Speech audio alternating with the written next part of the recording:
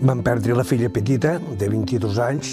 Després de molt patiment, de 16 anys, de lluitar amb la malaltia, quan ella estava més bé que mai la vam perdre. Que sé que la Jordina no pateix, ella està bé. Aquí pots parlar de tot, tothom mos entenem. Penso que la part positiva és poder estar al costat de tots vosaltres. Surts tan alleugerit, esperançat i tan bé que sort tenim d'això.